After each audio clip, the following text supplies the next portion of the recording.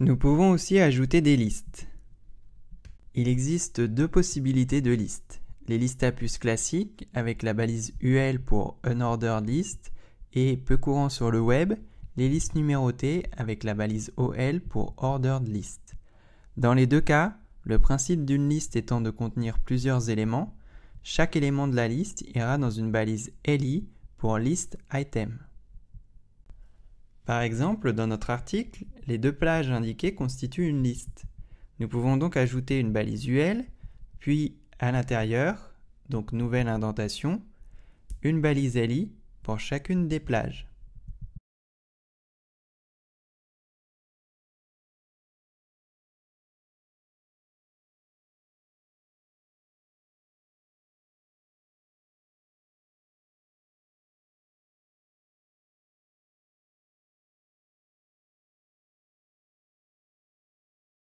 Les listes les plus courantes en web sont les menus, et souvent aussi les plus complexes, car elles sont parfois imbriquées.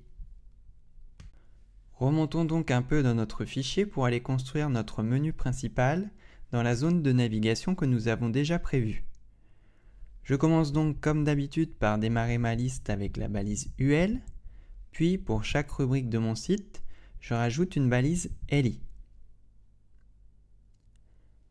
Si ensuite il y a des sous-rubriques, il me suffit d'imbriquer une nouvelle liste à l'intérieur. Ce n'est pas si complexe que ça, à condition de le faire correctement. On ne fait pas une sous-liste entre deux LI, ça n'a aucun sens. Si c'est une sous-liste, c'est que cela fait partie d'un élément existant. Je me place donc bien dans une des rubriques, dans un LI, et c'est bien à l'intérieur de ce LI que je démarre une nouvelle liste, toujours UL, avec de nouveaux LI à l'intérieur, et en faisant bien mes indentations pour m'y retrouver.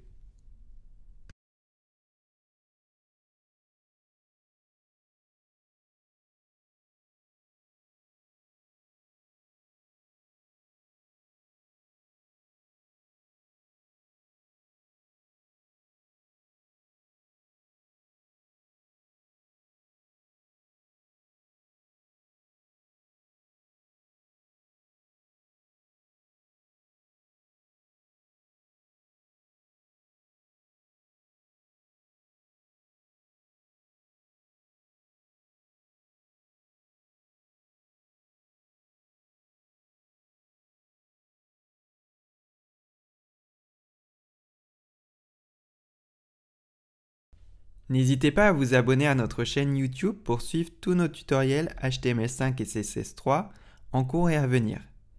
Cette vidéo fait partie d'une formation HTML-CSS complète avec des outils méthodologiques pour devenir un intégrateur professionnel et avec un exercice corrigé du cas pratique par excellence, la transformation d'une maquette Photoshop en page HTML-CSS.